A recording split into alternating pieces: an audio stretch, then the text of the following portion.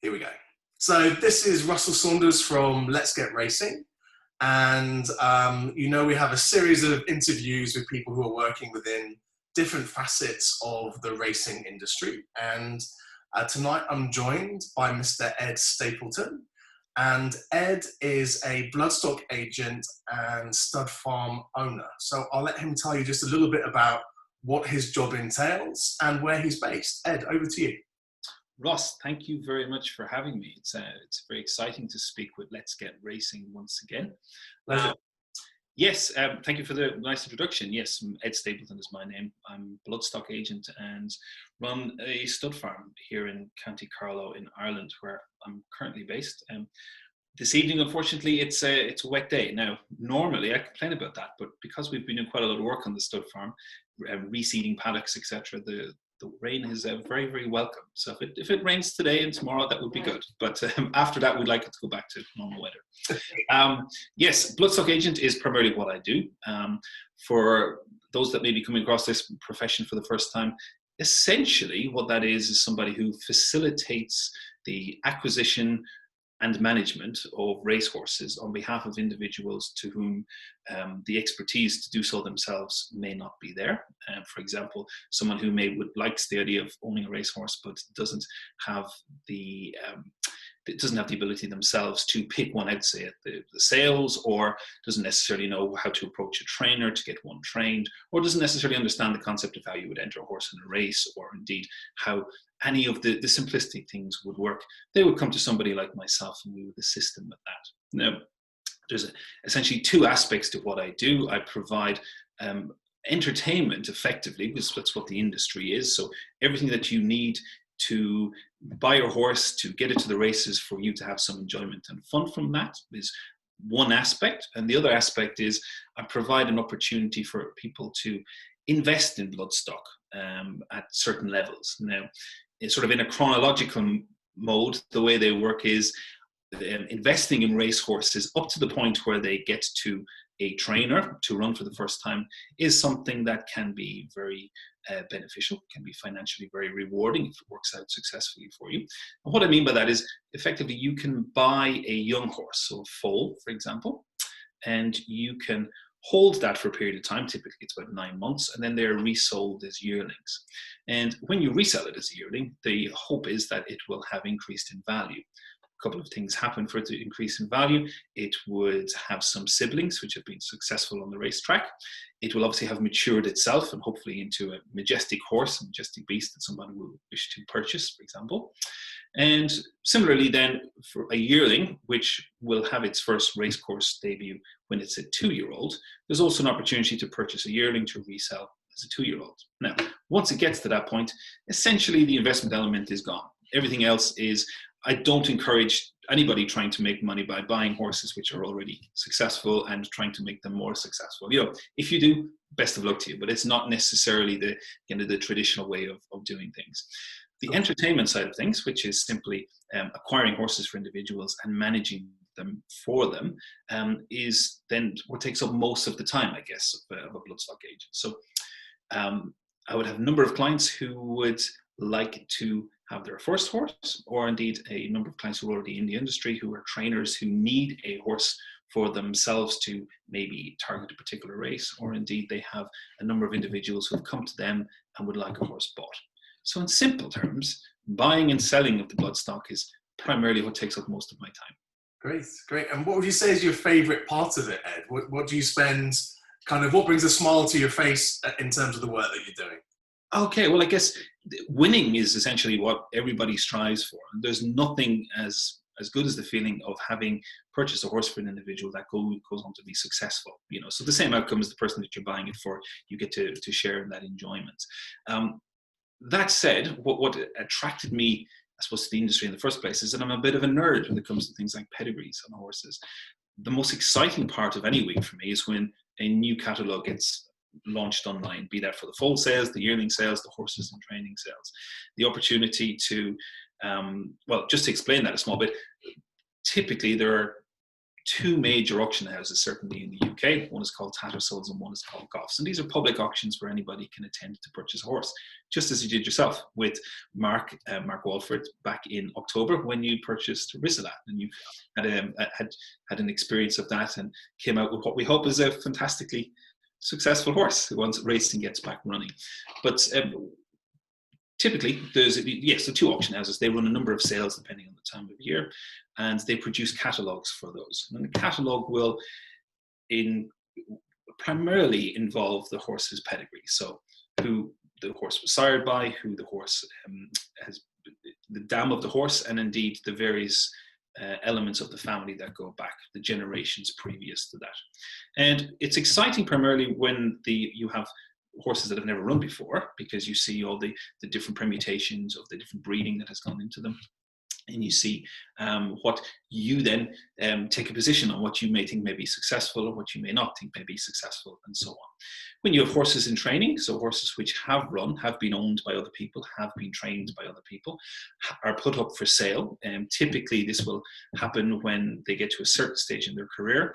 For example, if a syndicate runs and it has a period of time of maybe run it as a 2-year-old and a 3-year-old, it gets to the end of its 3-year-old career and it is sold. Similar with Rissalat, when that was bought as a 3-year-old, it will go on to then have a career for a different set of owners. Now, sometimes, or indeed the nature of the game is that most of it is effectively a system where you have horses which were purchased for the Premier League, which then drop from that to First Division, Second Division, and so forth, and get dispersed effectively worldwide. I will purchase horses for people who are in the Middle East, lots of clients who are in Europe, and various levels of racing, some which would be just as good as the UK, and others which are lower tier, if you like. So there's always a resale market. And there's an excitement when it comes to that horses and training sale, where you try find value, which is the buzzword that everybody goes for. So you try to find a horse that you think maybe would benefit on a different type of surface, would benefit over a different trip, would benefit in a different type of league, if you like, than the one that it's currently in. So to answer your question, there's a lot of things that make me excited about various elements of the industry. Sure. And so where do you find your kind of customer base is? So you work with trainers, you work with owners directly. Are they all in the UK? Are they split between UK and Ireland? Are they further afield? Where do you find them, and how do those markets change from say country to country? Sure. So for the investment side of things, the pin hooking, as it's called, that's where you buy a young horse and you resell it as an older horse. Typically, there will be people who are already doing something in relation to an investment of some sort and want to take on something that's a little more risky. They tend to have stemmed from personal relationships that I've had with people in other aspects of business, other side careers that I've been involved in. And they typically are people who are not necessarily interested in the horse racing side of it, but are interested in, the game, if you like, of buying something young and reselling it. As for purchasing horses in training, or indeed people who want to have their first racehorse, well, it's a very, very, very mix. If we deal first of all with buying for trainers, now I will buy for trainers in the Middle East, Kuwait, Qatar, Saudi Arabia. They will be individuals who are quite knowledgeable in what they can train, and will seek particular types of horses that will suit their service. My job for them is to identify them and hopefully acquire them before somebody else does, someone who's a competitor to them in their local field. Similarly, for clients that I would have in France, Germany, Belgium, Switzerland, Italy, Spain, Europe in general, it's a similar sort of situation. However, the prize money, if you take France out of the mix, the prize money that's available in those countries will not be the same as what's potentially available in France, in the UK, Ireland, and certainly not what's available in the Middle East. So typically you will have trainers who are seeking to purchase horses which are good horses, good level, but they're not necessarily driven by the ideology that they're going to win lots of money. So they will want something that's a fun horse, for example. So your job in that case then is to find something which will be successful for them, but at a budget, and typically at quite a low budget, and that's fun, and that's what makes your skill as an agent sometimes stand out from from others, because you can compare. Anybody can buy the horse, that's going to cost 2 million guineas. Anybody can buy that and expect it to go on and win the Derby. Buying a horse that costs 700 guineas that goes on to win, a major race in Germany or the Netherlands or Belgium, I get just as much enjoyment from that, and so do my clients than necessarily the other. We would welcome the other business too, but that's a little harder to come by. Well, if I ever have 2 million in my pocket, I promise I'll come to you, Ed, so no problem at all. Yes.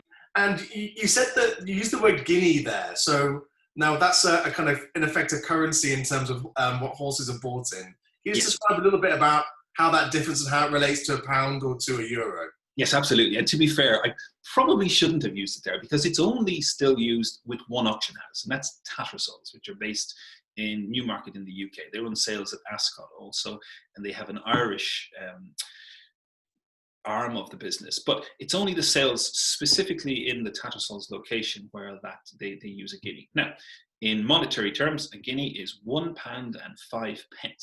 That's it, £1.05. And you'd say, well, why? Why did they talk in this old school way? Well, it's primarily tradition, but there's also it makes some sense in that when you purchase a horse from a public auction house, you as the purchaser will have to pay a commission to the auction house for making the purchase. And typically that's 5%. Actually, I take that back. Typically it's 6% everywhere else, but in Tattersalls and Ascot, Tattersalls in Newmarket, it's 5%. So if you simply sell in guineas, that incorporates that 5%. So they're not coming to you with, well, this is the price of the horse and this is the price of the commission. No, you bought it at 10,000 guineas. This is what you owe us. Sure. Effectively, it's 10,500. But as I say, it's only used at Tattersalls, and I guess there's a small bit of nostalgia about it. No one's in a hurry to get rid of it there. Everywhere else, it's in euro. Even Tattersalls themselves, when they sell at Ascot, that's in pounds. Sure. And you've mentioned a few of the different sale houses. So Tattersalls, Ascot.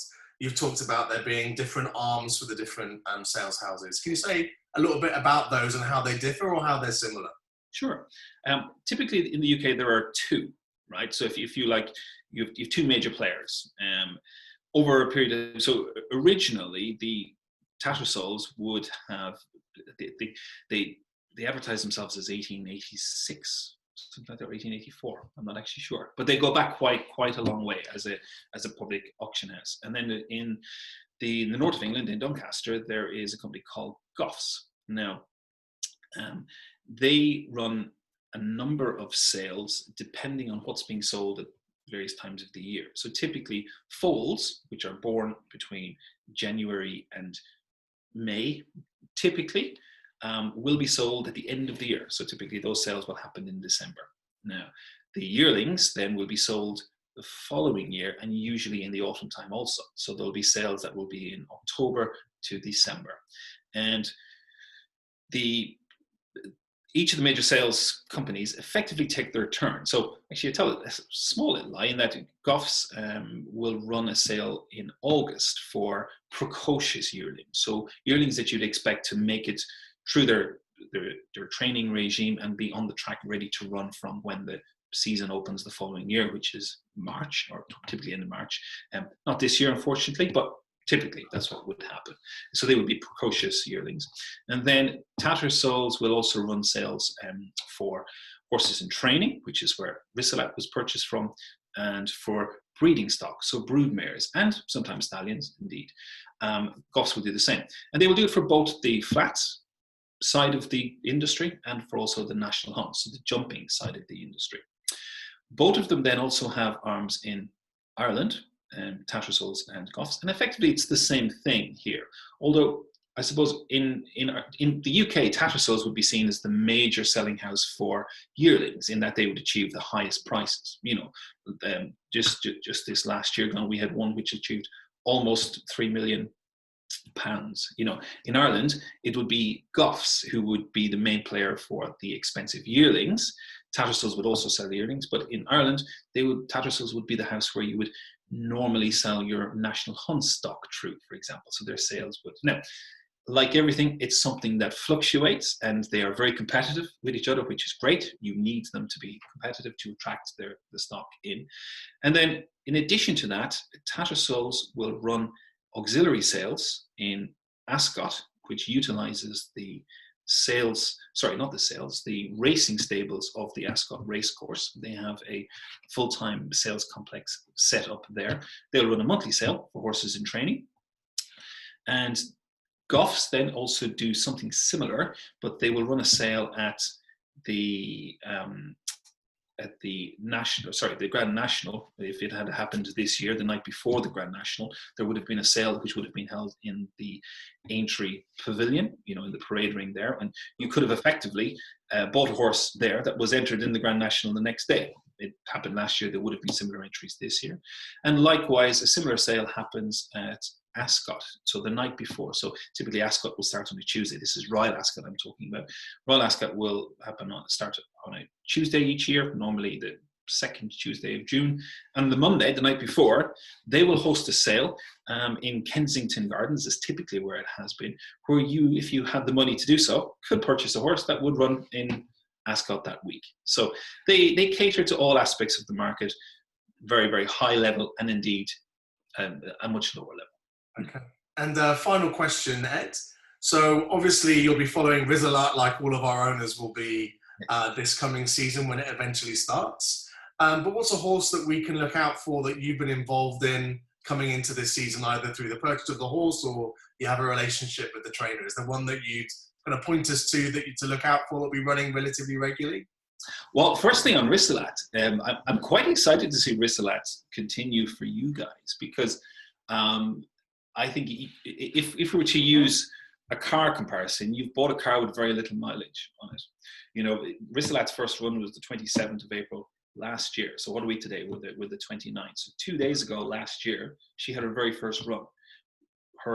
It was interesting performance. She did fine for a horse that was quite green. Second race out, she ran 5th.